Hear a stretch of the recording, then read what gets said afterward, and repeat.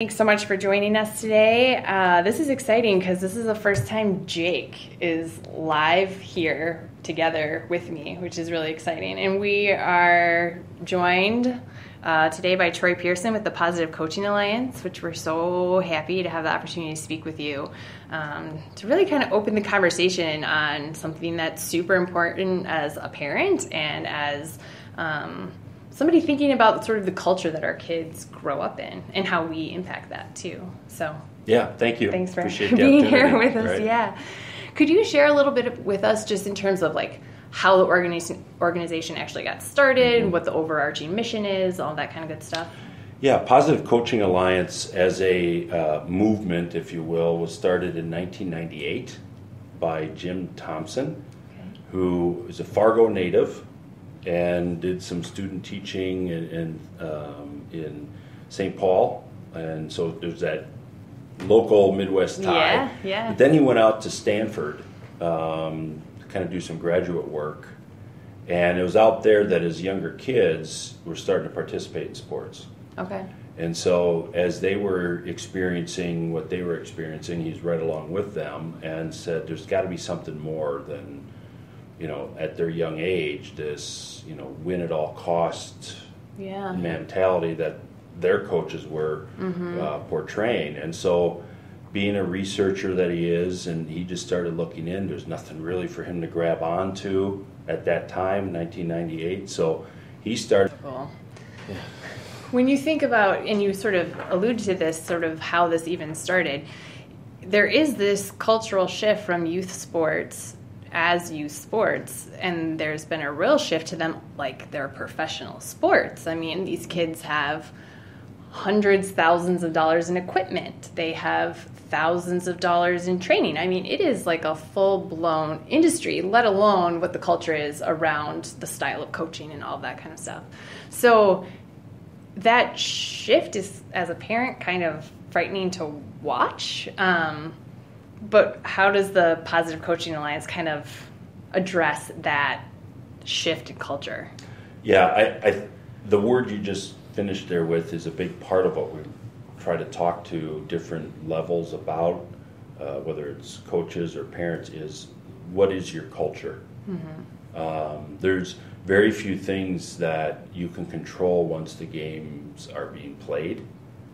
But as leaders, whether it's administrators, coaches, or involved parents, having an impact on directing and establishing the culture that in that association or that school is going to have is something that will help dictate that.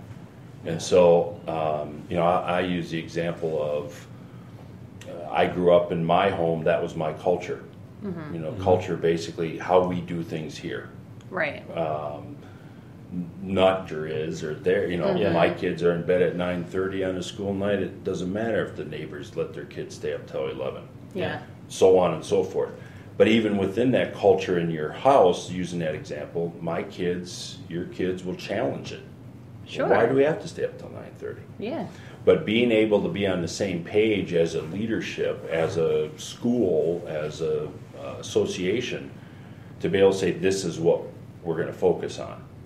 And where we see those things kind of run crazy into the professional side, as you mentioned, is when the culture hasn't been established. Mm-hmm. Yeah. And it's, you're bringing what you think the culture should be, I'm bringing what I think the culture, and we don't decide. Sure. And so then we just let it go, right? It's just that, we can use all kinds of examples in life of, who's controlling this? Nobody, right? So identifying the culture, what do we want it to be? And we would like to think that it's not about winning, right? I mean, the positive, one of the things that we always battle in distilling in people's minds is because it says positive in Positive Coaching Alliance doesn't mean that we don't care about winning. Yeah. I mean, that's a part of it. Yeah. It's part of competing. Right. We like to use a word called striving to win. Yeah. Right? I mean, we're all striving to win. Yeah. But that's not the end goal. Right. Because only one team can win. Yeah. So what lessons can we build out of those,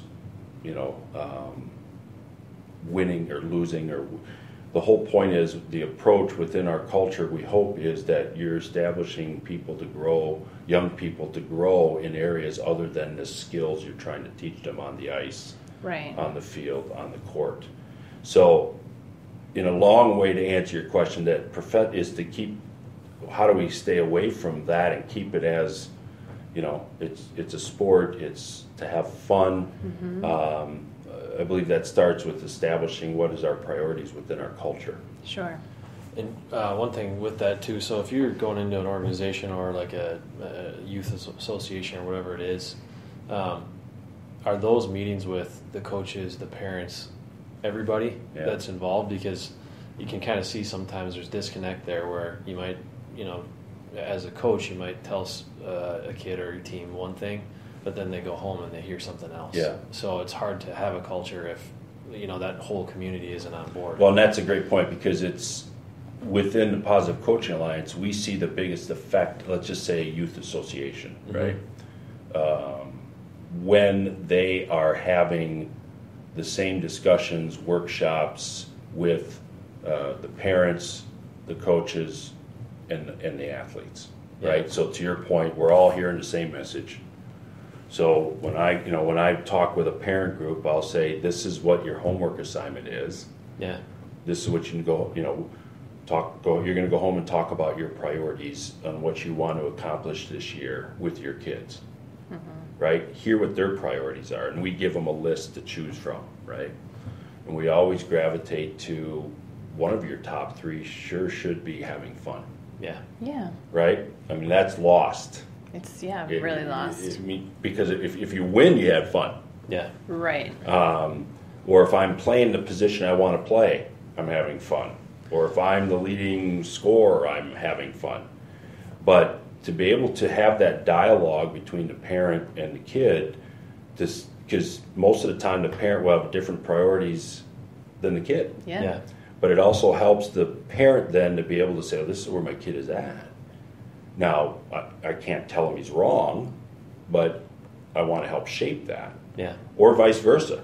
I mean, the mom might say, my top priority is you're an 8th grader, I want you to get a scholarship.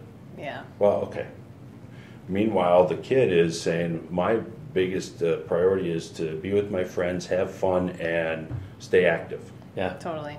Okay, well, somehow we got to reconcile and know what each other's is. So to your point, it really works well when they're all hearing the same messages. Yeah. Obviously, sometimes when you do a parent. Curious too, because like you said, with having the child and the parent on the same page.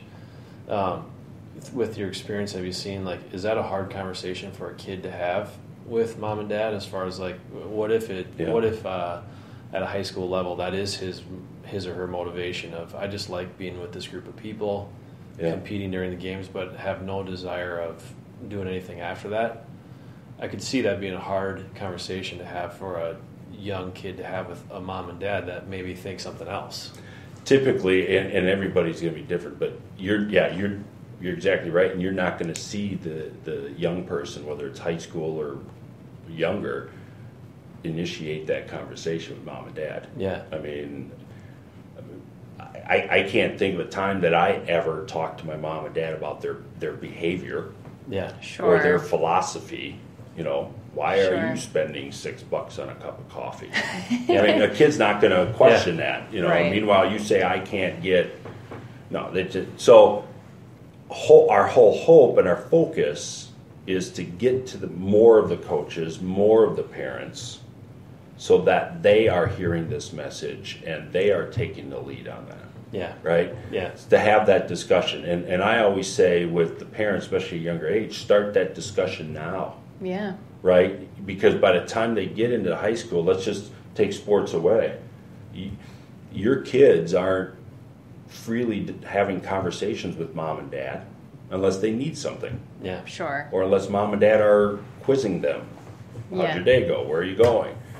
So to be able to establish, I remember with our girls, we're going to have this dialogue early so that we can have this discussion and not feel weird about it. but it also will dive into, we can talk about other things. Well, that's what I was thinking when you're mentioning that. It's like, okay, well, if you open up the door to speak about that in sports, the philosophy, the culture, expectations, how they might be different. I mean, think of all the other topics you can have that same conversation on that are even more meaningful, more serious, more intentional than just the sports. More impactful. But to at least open the door to have the space where a kid knows, oh yeah, like this baby feels uncomfortable, but I can talk to mom or dad about that. Think about yourself, and everybody's going to be different.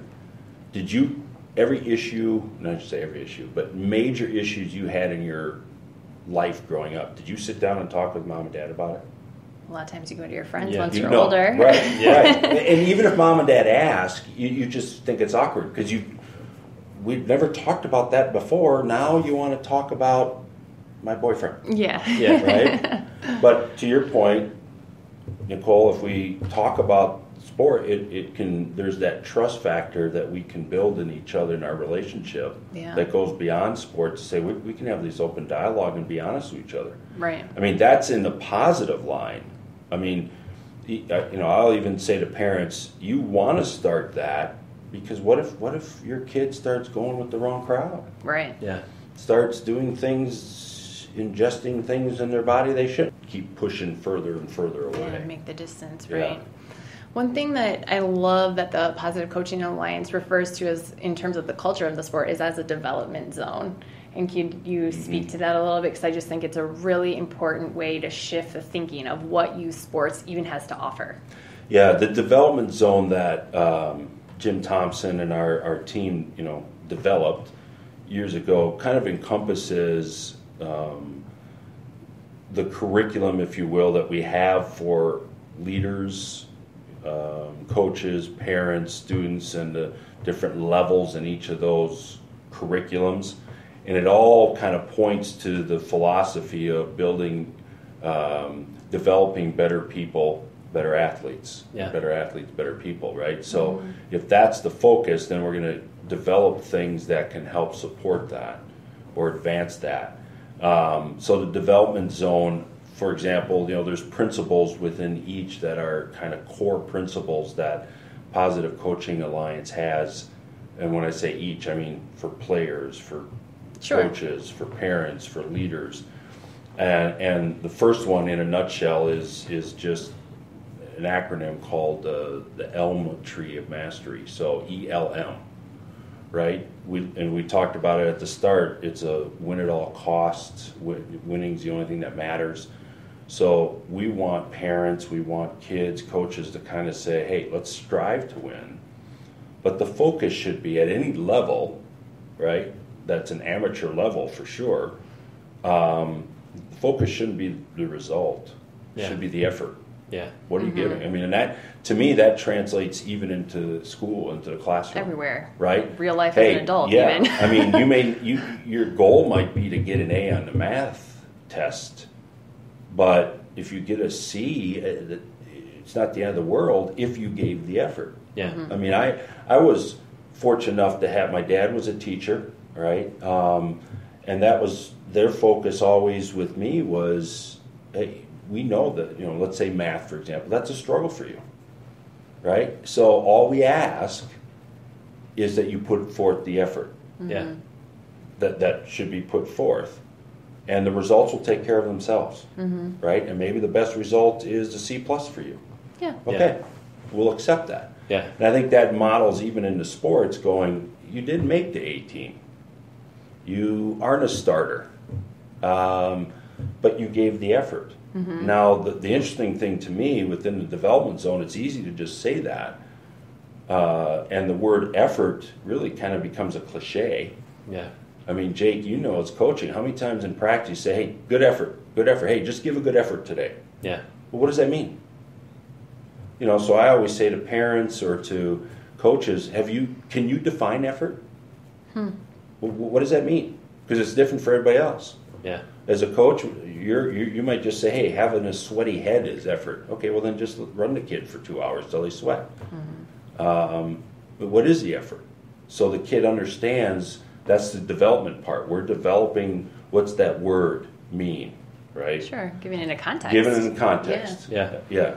Excellent. And then, the L is learning, right? I'm not comparing you. My brother was academically brilliant, right? Photographic memory, just look at something, memorize it, easy, everything came so easy. Well, if I got compared to him, it was mortifying. Yeah. Because I'm not him, right? Or I shouldn't be there. Because back to even drawing a parallel to just parenting and school or music or whatever they're working on, every child, every person has a different style of learning. Learns at a different rate, a different pace. Some need to see pictures, others need to, let's talk it out. So getting them to realize it's about you learning right now. Right. You're a 7-year-old, you're a 8th grader, whatever it is, you're not the finished product. Yeah. Yeah. It's okay. And I understand that's easy for us as adults to look backwards and say, but learning should be the focus. Don't compare yourself to Jennifer. That she's better at this than you right now. And then the M is just, and to me this is so life-changing and that we need to help our kids develop is mistakes are okay. Yeah. Right? We live in this don't make a mistake. And when we see younger athletes, they're not willing to try new things. Yeah. I don't want to play that. I've never played that position before. Yeah. I don't want to try a left-handed layup. I'm terrible at it. Because if I do it and I make a mistake, I'm going to get laughed at by my teammates. I'm going to get yelled at by coach. And if mom and dad are watching, I'm going to get a lecture. Right. Yeah. Well, if all three of those or one of those things are going to happen even in my adult life, I'm not going to do it. Right. Yeah. I'm going to do it if my coworkers are going to laugh. Or my wife's going to yell at me. Right. Or my boss is. So to stay away from that, and mistakes are going to happen because you're trying. Yeah. Right. Right? And the biggest thing within that element is the anxiety part. That's one thing I never thought of when I was a kid, but I think more studies, more things are out there that kids have such a high level of anxiety. Yeah. Whether it's peer pressure, pressure from home, all kinds of rationale why. But we want to establish and help them develop through sports a strong self-confidence that's going to go on into life. Right. And so, I always try to picture it, in a word picture where anxiety and self-confidence, they're on a pulley system. Yeah. If anxiety's high, your self-confidence is going to be low. Right. They can't be at the same high level. So Right. we have to figure out a way to get that anxiety down, to get self-confidence up. Emotional tank, because, some of our kids, even adults, we'll put them in the category of, man, they got a bad attitude. Or they just don't care, right? As a coach, I can think of myself, you can probably, boy, that kid just doesn't care. Maybe, but maybe his emotional tank is on empty. Yeah. And Yeah. nobody's deposited anything. Can't drive your car on empty. Can't get to your goal, your destination, until you put some gas in it. And, some of us have an emotional tank the size of a Prius, right? Doesn't take a lot to fill. Go a long way before you got to repeat the process. Some of us have this big old dump truck gas tank. Yeah. It takes a lot to fill and it drains pretty quick, Yeah. right? And so we want to develop where we're constantly feeding people to, even as adults, I think more than anything, am I making you smile? Am I filling you today? Because then we can have a positive environment Yeah. to work with, right? Void of sarcasm, and we even talk about what's your nonverbals, Yeah. your body language. Are you folding your arms? Are you mom and dad in the stands? Do you look mad when Johnny looks up at you? Yeah. Coach, can you raise your eyebrows and smile and maybe pump your fist once in a while? Yeah. So that's kind of the development zone. And we even talk, get into honoring the game.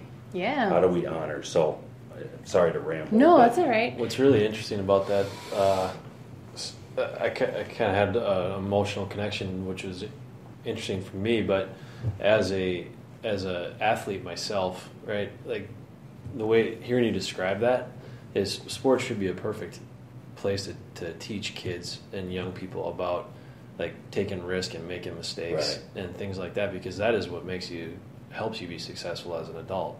Yep. But what's really interesting about that is the way that I think in my mind is when I was an athlete going through my journey, perfection was asked for and demanded, right? I tell you to do this, do it exactly how I told you, and if you didn't, you yelled at, people look at you weird, Yep. right? Yep. You got a stadium full of people, well, why did he do that, or whatever it is. But so really it could be a platform to teach a really good concept of, hey, this is a place where take a risk, make a mistake, learn from it. How are you going to react? Yeah. All right, I had a stressful day, I'm frustrated, now everyone in the restaurant's looking, all the reason in the world to go off. Yeah. But what does that bring us? And why are you yelling? Is it because of your ego that Right. got damaged, or my son made a bad play, so all these other parents might be thinking weird about me, right? So I got to react a certain way. Yeah, I'm going to go on record, and this is as a parent. Yeah. The problem, if we can use that phrase, is the parents. Totally. Yeah. Right? For I sure. mean, I've spent many years coaching different levels, and I've been asked this before, collegiately, high school, are you going to get back into coaching? And the response is pretty simple. I will love to get back into coaching if you can give me a team of orphans. Yeah. If I'm not Where I dealing can with any just deal with the parents, kids. Yeah. I'm good. Yeah. I'm all in. I don't care what level they are, I'm in. Yeah. It's just that control, and it seems like the more, maybe it's just the more we look at it, but it seems like it just constantly perpetuates and gets worse. Yeah. It's right? really intense. So we've all heard the phrase, helicopter parent. Mm-hmm. And unfortunately, I think that I'd love to go back to helicopter parent, because at least how my word or picture mind is, we're beyond helicopter parents. Yeah, it's trailer parents. Yeah. Where you hook a trailer up to the vehicle, and if you picture a trailer driving around the community, every time the car turns or truck turns, the trailer's right behind it. Yeah. The trailer never leaves. Yeah. It's not a part of the truck, but it never leaves. At least the helicopter would leave for a while. Yeah. Yeah. And then come back. Right. Right? The trailer's there. Yeah. Right? Whether it's, I've worked with programs who have tryouts, and the fits parents throw because they can't be in there watching tryouts. Yeah. Right? So we could talk about should that age level be having tryouts anyway, but yeah, they just can't let go. Yeah.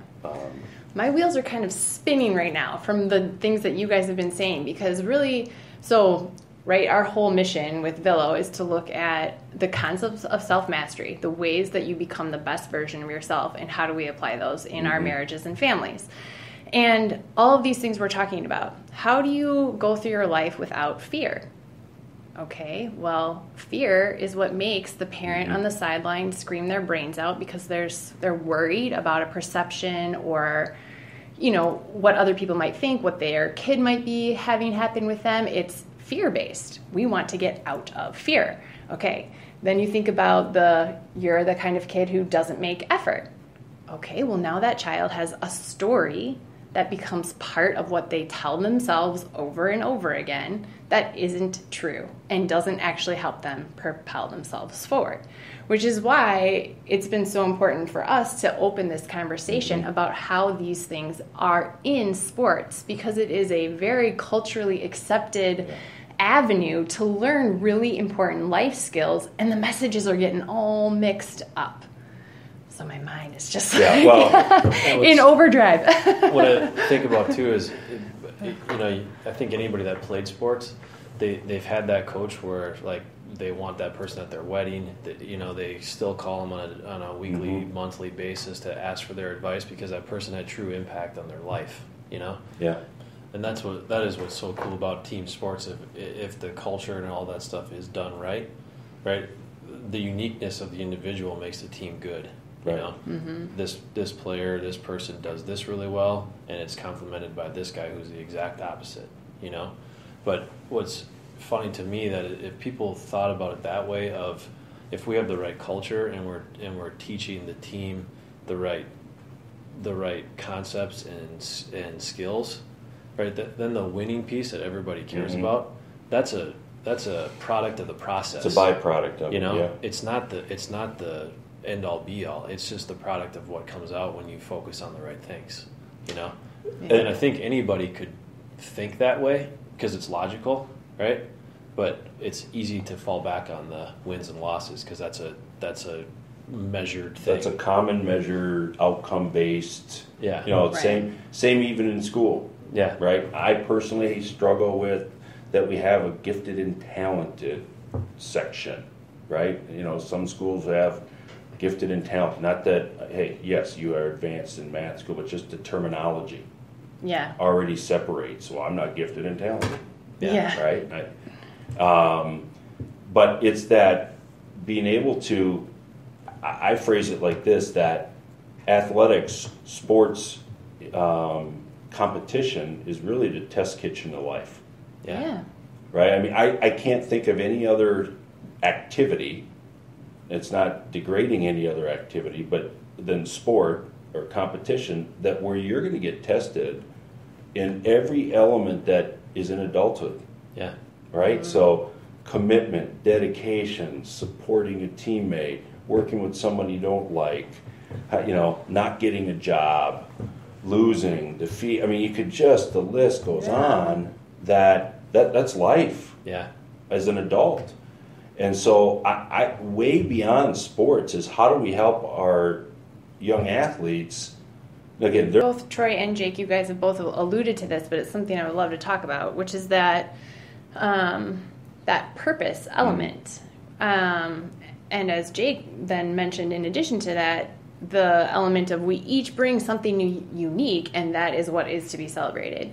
So one of the child psychologists that has been really kind with working with us, she at UW Eau Claire, she's on the committee that handles students who are being expelled or having disciplinary action because of their academic performance or otherwise at school.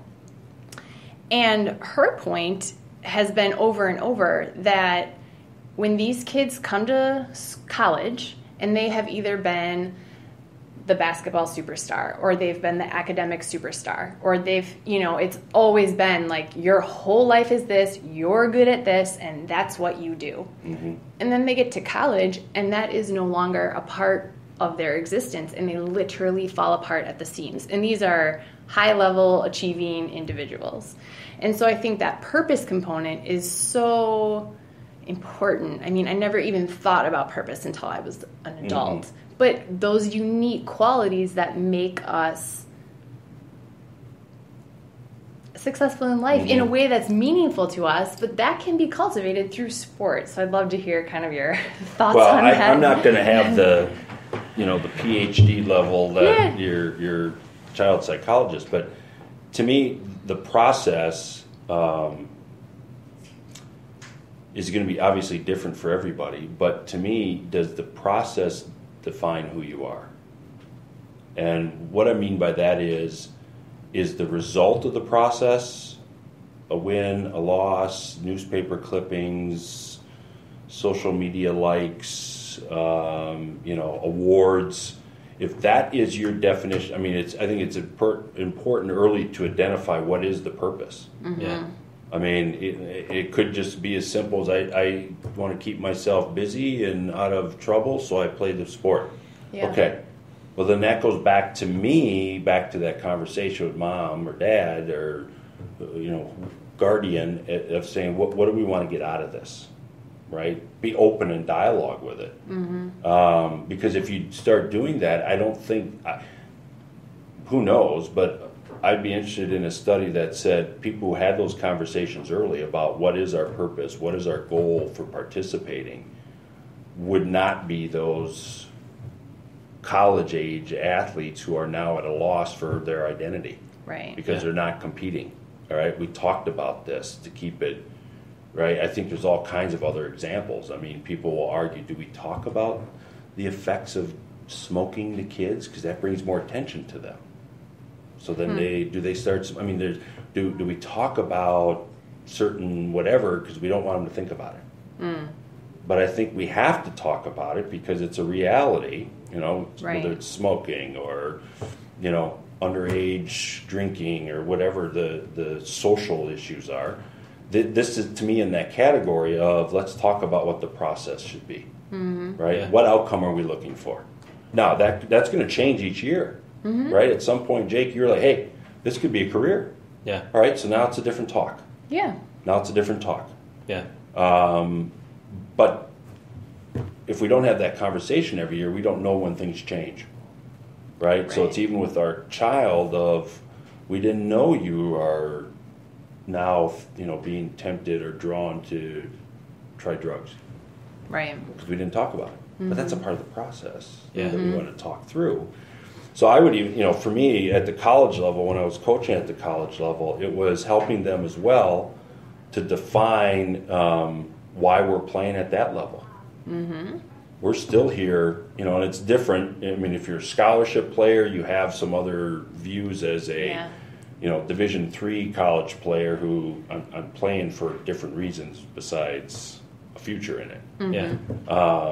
And so to me, it still becomes a mentality of, I want to learn and take these skills and translate them into something else. Because I'm not playing professionally. Right. Yeah. But you have to have that intentional discussion. And I think oftentimes, I guess the long way around to your point, Nicole, is if we don't talk about it, of course kids are going to be wrapped up and that's their identity. Right. I mean, we all struggled, I think, leaving, going into college trying to find our identity. Sure. But if it was wrapped up in who you were as a jock or a musician or whatever, that wasn't the purpose. Right. Yeah. Well, I can speak to that to my personal story too, because right, I was fortunate enough to play a sport till I was 28 years old, but when it was over, I had a really hard time with the purpose part because my whole life was one thing, right? Yeah. And it took me multiple years after I got done playing to realize that the sport actually, what it did do for me was give me some personal attributes that I can use now to be successful. But it took some dark times before I realized, like, hey, you're not just an athlete, right? You have all these other things that are going for you, and a lot of those were strengthened through playing sports. But the sport, even if you're one of the best in the world, maybe you get to play till you're 40. You have 60 more years of your life after that to be somebody else, to do something else. Right. So I even see that with myself and my friends that played at the highest level, they still have that issue with purpose when they're done. Yeah. What if somebody, it's so true, but I'm wondering, what if somebody would have had that discussion with you younger? Yeah. About, hey, there's life after this, or this is a means to something else. Two things to ask you: would you have been receptive to that, or what? Yeah. That's for someone who's not going to play professionally. Yeah. Or would it have been something that would help you to go, okay, I need to work on my skills to keep playing as long as I can, but I should start thinking about that. I think it's easy to say now that I would have been receptive to it, but Sure. if I'm going to be as transparent as possible, probably no, because the path was one way, right? It was hockey at all costs. Everything else is kind of backdoor, So that was school. That was everything.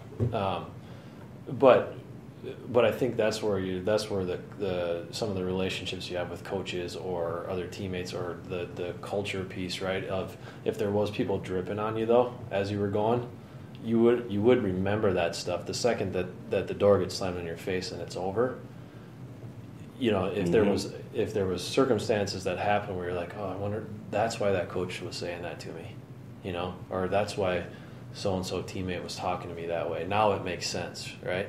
Yes. But there isn't a lot of that going on, even at the higher levels, right? Because it's so drawn toward, especially college, professional, like winning is highly important to everybody, So those conversations probably aren't happening. Like, hey, this is going to end someday. Right. Well, we all heard that from our parents at some point. Yeah. Right. You can't. Whether it was our hair length or, Yeah. you don't like to read a book. Well, at some point but I like what you said, that at some point, the drip, I love that picture, right? That it's, you're not soaked in it yet, so you don't know it. Yeah. But it's that drip, and at some point, it's going to get to where it dripped on you enough that you were receptive to feel it. Yeah. Or soak in, whatever analogy you want to, continue with that. And that's my big thing, even back to what you were saying with, college athletes. When it ends, hey, we all had to have at some point, whether it's playing or, all right, I just graduated from college. Right, now what? The fun's over, right? Yeah. Life is over. Yeah. So, we all hit those walls or, whatever at some point, but it's pulling. I may not have, like you said, remembered or felt I needed to remember what that coach said, but it's there when I needed it. Right. Yeah. Right? So, can you prevent what the analogy story that you were saying about college athletes, probably not. Sure. Right? They still have to hit that wall, per se. I'm a step slower, my hand speed's not what it was, and the process changes. Yeah. Right? Or modifies. We can't stop or necessarily change the process. We have to adapt to it. And hopefully we've got enough in our bag, in our if you will, or toolbox, toolbox that we can adapt to it. And that idea too of kind of striving for self-mastery, or inside of a team or individual, right? That process is a lifelong journey. It's not just like the 28 years I played hockey or the 4 years you go to college or whatever. So that's where I think when you're the people of whether you're the coach or whatever, right? You have an opportunity there to tell a guy like, hey, like the discipline and the effort that you put into this, right? Like that's going to propel you to do the next great thing in your life, or like putting these things in people's heads, especially these little young guys or youth or high school or whatever, of the stuff that you're learning here. This is part of your journey. This is your life is just these little snippets that get you to the end. It's not all about the end. It's what happened along the way. Yeah, and they may not want to believe that at that juncture, whenever it is, or buy it. But I think back, and you guys probably do too. Oh yeah, Mom told me that would happen, or Mom said this. But at that time, it was in one, out the other, or that's for old people. Yeah. But hopefully there's enough of that. And again, to me, that goes back to the culture. Yeah. I don't know. I can't tell you specifically why. I'll use an example. Why I feel it's important to give back to the community or to help someone in need. Right? I don't remember going to a seminar. I don't remember reading some manual. Yeah.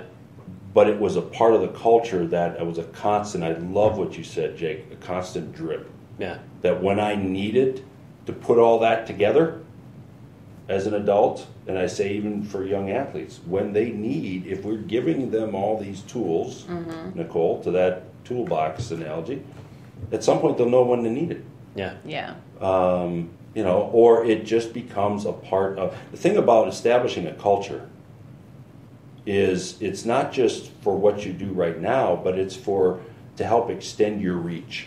So as a mom or dad, I'm establishing a culture so that when I'm not with you, these principles, this process continues. Yeah. Right? Absolutely. Same with a coach. When we're together on the ice or the field for these 2 hours, I can control the culture. But I'm trying to establish things in you both as a player and as a person that when you're not here, when you're not with the collective group and to keep us on the straight and narrow, these principles extend beyond this practice time or this game. I got examples from my daughters when they moved away, right? They'll challenge your culture. Why do we have to go to bed at this time? Why do we have to eat together as a family? Why? And then they start doing it. Yeah. Even subconsciously. Yeah. Right? That, to me, is a part of that process of and some it might click later. But it's establishing that culture so it can extend beyond your reach. Yeah. As a coach, as a parent. A lot of these things that we've been talking about come together in the concept or the terminology that the Positive Coaching Alliance uses with their triple impact competitor, which I think is really cool. And if you could kind of speak to that, I think that'd be great. when we talk within the Positive Coaching Alliance to athletes, it's the triple impact. So the word triple, three things. We want to address that. We have to, first of all, you have to focus on making yourself better. Yeah. Right? Then you can focus on making your team better. And we believe the full thing will come in when you can also then put a focus on making the game better. Right? So obviously, back to earlier about reducing anxiety and self-confidence, it's important to want to make yourself better. And I don't think there's an athlete at any level or a parent or a coach who would disagree with that. Yeah. Right? Now, how you do that, okay, we can split hairs.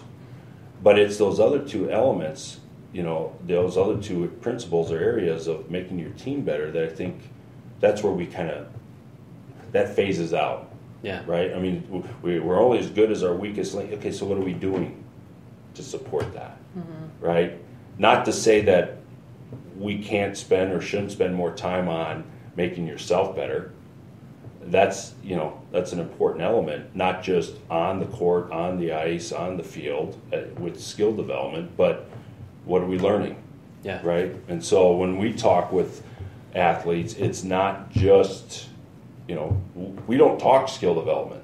We don't talk X's and O's or here's how many times you need to bench press this or run this fast. It's how do you react to situations in your sport? How are you making yourself better? Because if you're getting mad all the time on playing time, on a loss, on relationships on your team, you're not making yourself better. So how are we handling those? But then moving to the team, I mean, there's no matter what you do, I think cliques get worse when you go into sports, right? You're going to hang out with people that like the same music you do or the same ethnicity or the same socioeconomics. You'll see it. Give me 10 minutes in a locker room or in a classroom with a team, and I'll tell you who's clicked where, right? Yeah. But how do we break those barriers down? Because again, back to the life lessons, we can't be that way in work. No. I don't get to pick who I work next to. I don't get to pick who moves in next door. How do we work with them? Yeah. Whether they are completely different or not, right? At some point, you're going to go to college, and I guarantee you're going to have a roommate or a neighbor that you're not going to connect with. What are you going to do? We have to work through that principle. And so that's making your teammate better, and that's also coming back to an unselfish part, right? And that's where a lot of people just stay on the first one, making themselves better. Yeah. How do we make somebody else better? Yeah. Which is an important life lesson on an overarching concept of service. Service. How do we, in any realm, put ourselves to good work? And we lose that now, right? In this, I think, climate we're in now, we're all kind of circling our own wagons, if you will, and getting in a bunker mentality. And, this is my view. I'm sticking my flag in the sand, and I don't care about anybody else's view or needs. But taking that from a team aspect with the team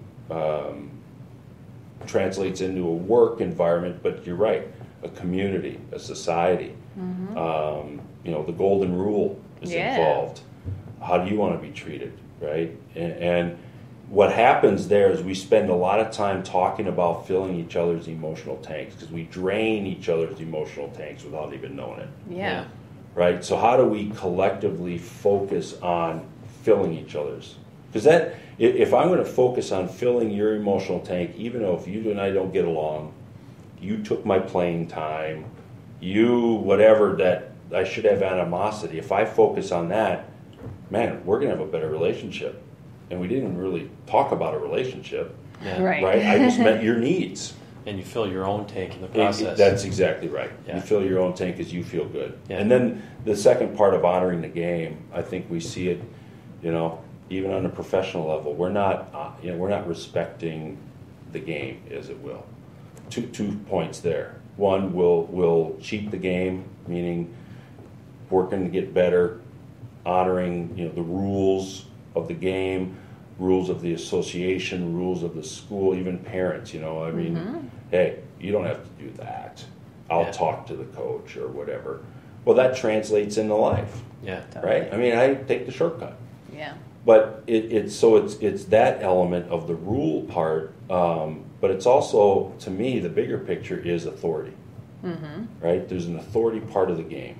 If you watch, even watching pro basketball on TV, every call an official makes now is getting protested, and in an animated fashion by the players, by the coaches. So we talk with athletes about respecting the game. We use the acronym ROOTS, honoring the rules, honoring your opponents, because at the end of the day, if you don't have them, you can't compete, right? So they're a gift. How do you treat a gift? With respect, with honor, even if you don't like the gift. You're going to respect those who gave it, right? Officials, how do we honor the officials, right? They're there for a job. They're there to keep order. I tell parents who like to yell at officials, that's their job. Now, maybe they made a mistake. I bet you made a mistake at your job today. Yeah. But would you like 150 people coming into your office yelling at you about it? Right. No. Yeah. But bigger picture for the kids, the officials are just, to me, symptomatic of how are you going to handle authority Right. as you grow older. Today it's the official, tomorrow it's your teacher, then it's the principal, maybe it's the police officer who pulled you over, maybe it's your boss. I mean, Yeah. and I think just look around our society now, I don't think people respect or honor authority. And it has nothing to do with whether you agree with that call or not. Right. Whether you agree with that law or not, it's respect and authority. The T is teammates, right? Can we respect our teammates? Can we honor them? You're different. You listen to different music. I don't understand why you are struggling to learn that play, but I'm honoring and respecting you, right? Golden rule. Right. And then the S in roots, self. Well, that's what I was going to say. As you're going through that list, those are all so important to respect the officials, the opponents. But it is a reflection of your personal respect. Yeah. Because if you have respect for yourself, you will show other people respect. And that's exactly what we say. It might be the last one just because that's the way the word is. Yeah. Yeah. But if they can't do that one, they can't do any of the others. Right. No. Right? They're not going to respect teammates, officials, opponents, because those are people. I can't respect myself. I'm not going to respect other people, and I'm certainly not going to respect the rules. Right. Yeah. So honoring that game is a big part, I think, when we talk with athletes, to get them, and we'll spend time in the workshop saying, all right, we're not talking about sports anymore. Yeah. All right? This is getting into relational. This is getting into life skills that maybe when we were younger was taught at home. Yeah. Was modeled at home. I think we're losing sight of that, Yeah. personally. For people who maybe they don't have a workshop who's come to their school or community organization, so people like Jake and I who, are out there raising our kids, how can we utilize the resources of the Positive Coaching Alliance to help shift the culture in our own spaces? Two ways, I think. One is, and I'm not belittling anything about the curriculum or the development zone that Positive Coaching Alliance has developed and put into action. But as we were talking here today, I think most of you or your listeners would say, man, some of that stuff sounds pretty common. I mean, like, no duh, I should respect the official. Yeah. Yeah. No kidding, I should focus on filling someone's emotional tank. That makes sense. So there's a part of it that I say, yeah, a lot of it's simplistic that we already know in our minds, but now it's making it a dedication that we're going to implement those in our life, right? I mean, Take it to action. Yeah, I mean, I've had people come and go, man, you know what, that's so good, but it's so basic. I knew that, but I've gotten away from it. Yeah. Right? I lost focus, or what is the process? What should it be? So on one hand, I'm saying it's not just PCA's curriculum. Sure, Some of it is just, like I said, common sense that we've lost. Yeah. And I think even as Jim Thompson developed it back in '98, that's what he was watching, going, what's happening here? Yeah. I mean, how did we take a left when we should have stayed straight on the road, right? Yeah. So, but back to the specific kind of principles, I think it just, the easiest way is the unbelievable resource of the website that our organization has, that it's pcadevzone.org. Okay. PCADev, D-E-V, We'll put the link for it with zone.org. us, But too. it's just, that has such a resource, just articles, stories, but it has so many videos to watch from athletes, parents, examples, right? And we've been talking just kind of in generalities, but examples, even for coaches listening or looking at that. I mean, we encourage plagiarism. So there's you could go in every week and send an email out to your teams of, hey, we're focusing on this week, right? So Yeah. here's a video, here's some verbiage. Yeah. There's sections on how to handle parent-coaches conflicts, how to handle your kids not getting enough playing time. There's parents, coaches, leaders, all these. It's almost too much. It's an amazing resource, though. Yeah. It's really great.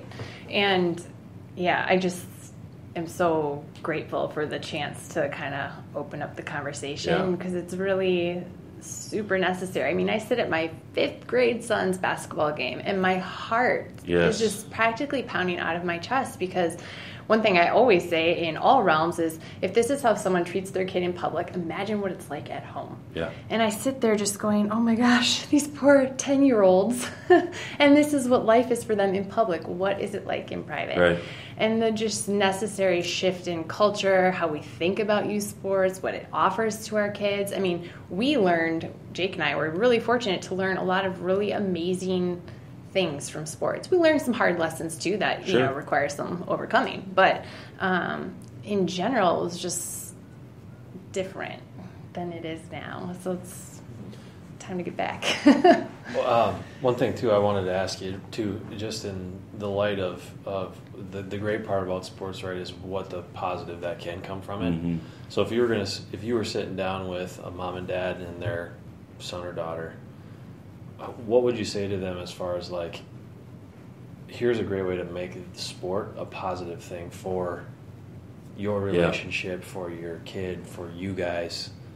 Would it be a cultural focus, or would it be what would you advise? Yeah, and that's a tough one based on age, sport. It's first that dialogue. Open up the dialogue and be willing to hear from the kid. Now, obviously, Yeah.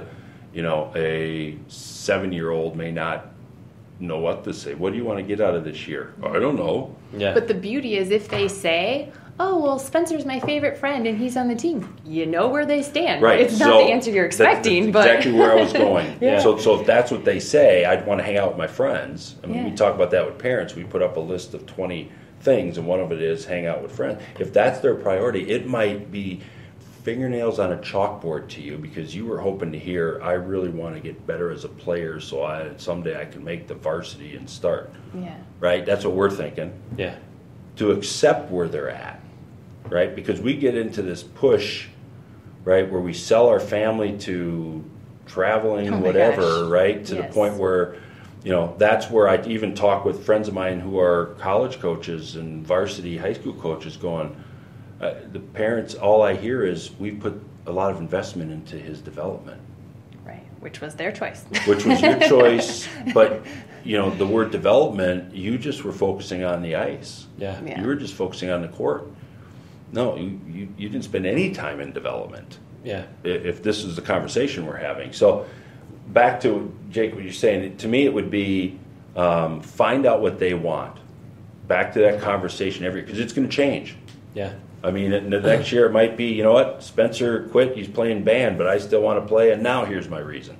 Okay, I'm going to adjust. Yeah. Doesn't mean you can't help shape a little bit of, it gets more serious as they get older. Like, okay, well, if you want to keep playing, you're in 8th grade now, we're going to have to practice during the off season, Yeah. right? I mean, but again, gently, Yeah. right?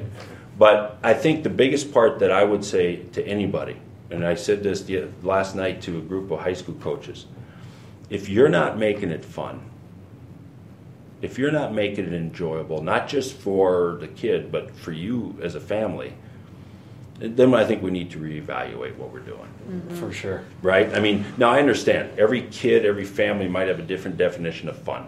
Sure. But I would say until it gets obnoxious or disrespectful, we're going to go with the kid's definition of fun. Right? I mean, because as we get older, I don't even know if I truly know what fun is anymore. Right? Yeah, stress of life. And because even when we're having fun, at the amusement park, I'm thinking about, hope my wallet doesn't fall out of my pocket, or how much is that bottle of water going to cost? The fun kind of goes. So having fun and just being there for your kids. I tell parents all the time, I'm sorry, this story kind of still hits me. Growing up in a coach's home, being a coach, when I was, at a college or high school level when I was coaching my daughters younger, I thought, man, I've got some insight.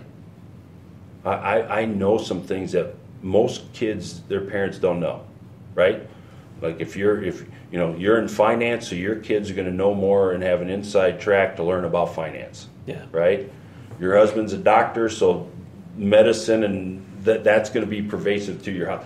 I understand the coaching and athletic development, so I can, right? So I would talk to my kids about, whether it's in the living room, in the car, about this and, your form on this, and then when they weren't mine, like I said, I got into, well, here's what coach meant. They're at the high school level. Here's why you're this and playing time is this. And so I thought I was helping them, right? And I remember my oldest daughter, her senior year, playing high school volleyball, there was drama on the team, right? Everybody's frustrated with each other, frustrated with the coaches, don't understand decisions. And I remember driving home, and she's telling me this, and I go right into well, here's why that's happening, Morgan. And all of a sudden, she starts crying. And I'm like, what is going on? Hard, sobby cry. Gets herself under control, and she says these words. Dad, I tell you all this stuff because I don't need you to be my coach. I need you to be my dad. Oh, my word. Yeah. I mean, am I not the dumbest person alive? My 17-year-old had to tell me that. Oh. And so then I'm right away thinking, how many years have you felt that? Right? And so I had to change for the younger daughter. But it's so true. Yeah. Right? We think we've got to fix things. Coach isn't playing me in my position. Well, you are the best. What I'm going to talk. No. Let the kid figure it out. Mm-hmm. Because when they get to be an adult and they didn't get that promotion at work, guess what? You can't go to the boss and say, hey, my kid's the most dedicated, hardest worker. I don't know why you didn't promote him. Right. Yeah. He's got to figure it out. Right. Yeah.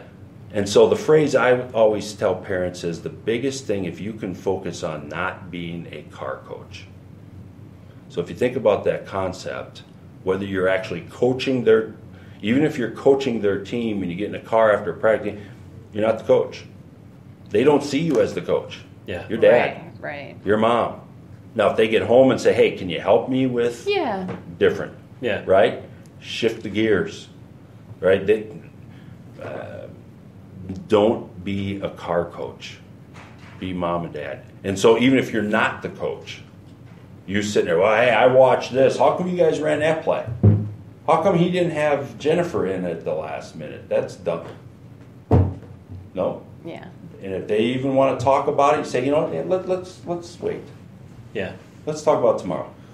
Yeah. Let them settle down. Anyway. Yeah. One thing we didn't touch on that I would like to hear your insight on is, I think a lot of people are, when they hear the word positive in general, like, oh, everything has to be positive these days. Like, we can't tell our kids anything negative. But really, that's not what's being said. So there's the space for encouraging the human development, the skill development, all those kinds of things.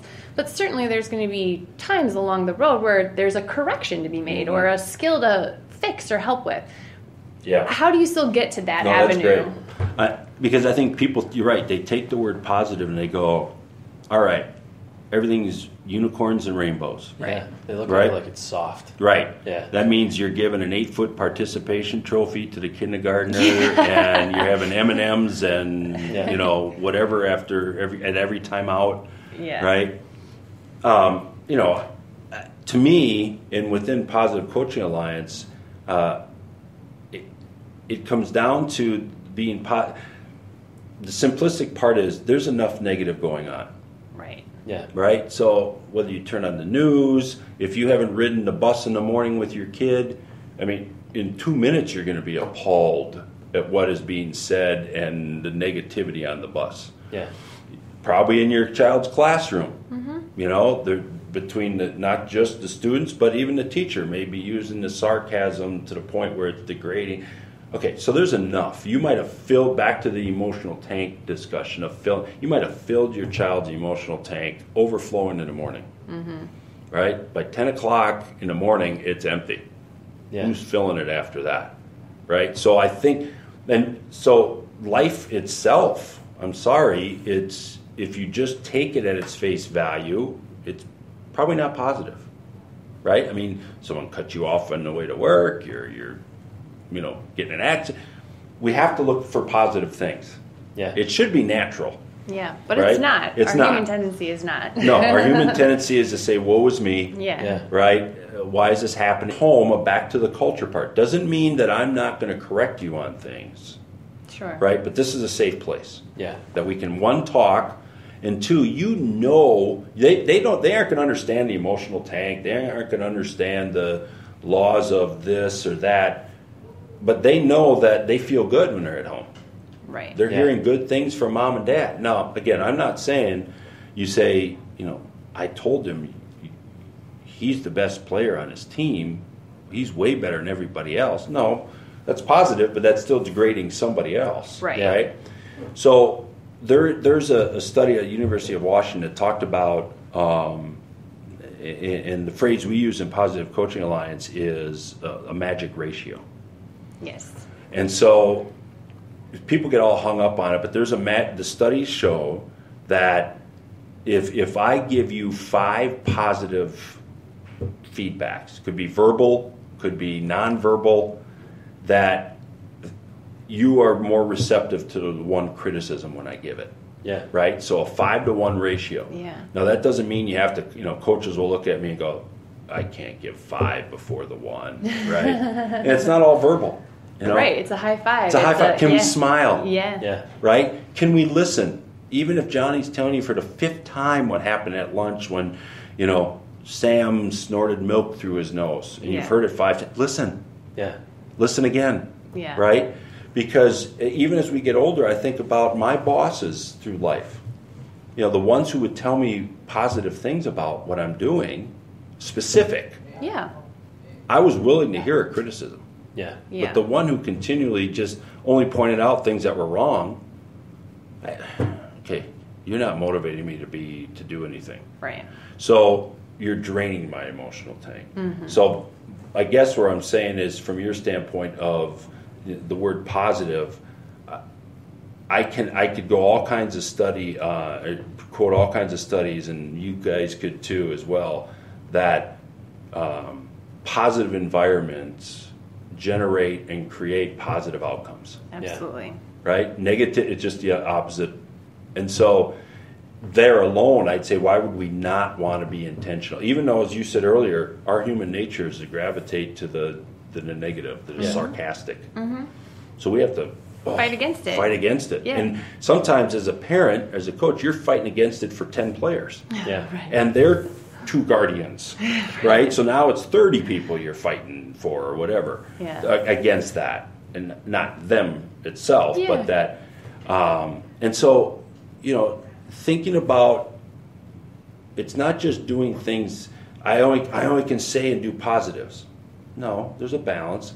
But I have found it's more, I'm going to try to make sure I'm not doing things that are negative. Yeah. Yeah. Or saying things that are negative, right? Sometimes, like my mom used to say, if you don't have anything positive to say, don't say anything at all. Don't say anything at all, right? But we lose sight of that. Yeah. And I think sometimes as coaches, especially, we think, hey, I got to correct things. I only have you for an hour and a half or whatever practice time is. I got to correct things. Yeah, all right. There's a balance there, Yeah. right? But I'd like to see us spend more time not just giving praise, right? So it becomes just cliches. Yeah. Mm-hmm. But let's give truthful, specific feedback, Right. right? Even on the correction, Yeah. right? Well, because there's a way to correct still being positive. Right. You don't have to say, George, shoot the ball. Yeah. It can be, hey, George, the next time down, feel free to take that shot. Yeah. It's the same thing. It's just said in two different ways. And I think, especially as a guy, I'll say for me, the competitiveness gets going and you don't think Yeah. through that filter, Yeah. right? Even your nonverbal, Mm-hmm. right? Picture this. If you're standing on the sideline, you as a parent, you fold your arms and you got that thinking face on where your forehead's, looking like you're, mad. Yeah. Well, you might be saying positive things, but your nonverbals are the opposite. Yeah. Or you're not saying anything. Yeah. And I'm reading your nonverbals. So I think it's important to really focus on those elements, not how you're feeling, but if you're going to be a good, in my view, parent and or coach, leader, what does everybody need? Yeah. Mm-hmm. Now you say, well, everybody's different. No, yes, but everybody needs the positivity, Yeah. right? There's enough. Just turn on the news.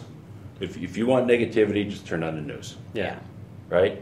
Or go sit and talk, it becomes a gossip session with friends. Mm-hmm. So I don't know if that kind of, Yeah, I mean, no, it's, it does. it's- Because there's still place. I mean, I think a lot of teams that I'm just witnessing, Yeah. not necessarily experiencing personally, but witnessing is just there's no happy medium of just that blanket, everything is sunshine and roses, or the just everything is a correction, a knock, Yeah. why didn't you? You should have. And there is a happy space in between there where you can be specific, you can be positive, you can make correction just with yeah. a different framework. You can control what comes out of you Yeah. and in what way it comes out. Mm-hmm. Now, I'm not judging anybody. I don't swear, Yeah. right? And some people, they can't control their tongue. Every other word is something. No, I'm not disparaging that. I'm just saying I've chosen, not that word doesn't pop into my head, but I've chosen, okay, this isn't time to play. I'm not going to. My point for saying that is the same thing with how and what we say. We can control that. Yeah. It may be harder. Mm-hmm. Even sitting here talking to you now, my forehead hurts. I'm trying to look like I'm more engaged, right? Because I'm raising my eyebrows to give the appearance. Not that I'm not happy being here, but Yeah. so we have a choice to make. Yeah. For sure. And we're making an impact one way or the other. Right. And when we sit here with our kids, or our kids sit in 20 years, 10 years, whatever it is, somebody said, who had a major impact on your life? I'm hoping it's a youth coach. Yeah. And it has nothing to do with they helped me develop a left-hand layup. Mm-hmm. It's, we had fun. He cared about us as people. And that's what they're going to take to someone else. Because the thing is, whether we produce negative or positive, we're producing something. Mm-hmm. You said earlier the process. Processes lead to a production of something. Mm-hmm. We can choose whether we're going to add negative or positive to that. Right. Yeah. Right? Now we might be the one positive, so we're going to get overshadowed.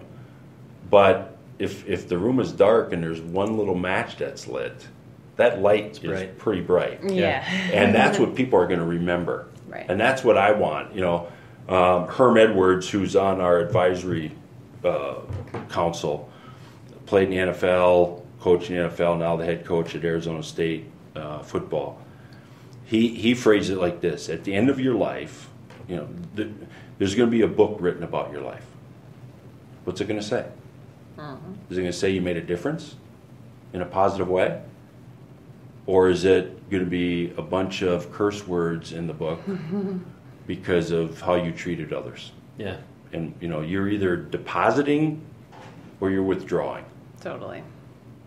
So that's, to me, the positive message part of it, right? And you said it earlier, Nicole, it transcends well beyond sports. Yeah. So good. Thanks so Yeah. much for doing this Well, with us it's awesome. today. Yeah, It was thank really you great. for the time. Yeah, it's been really good. Thanks. Man, I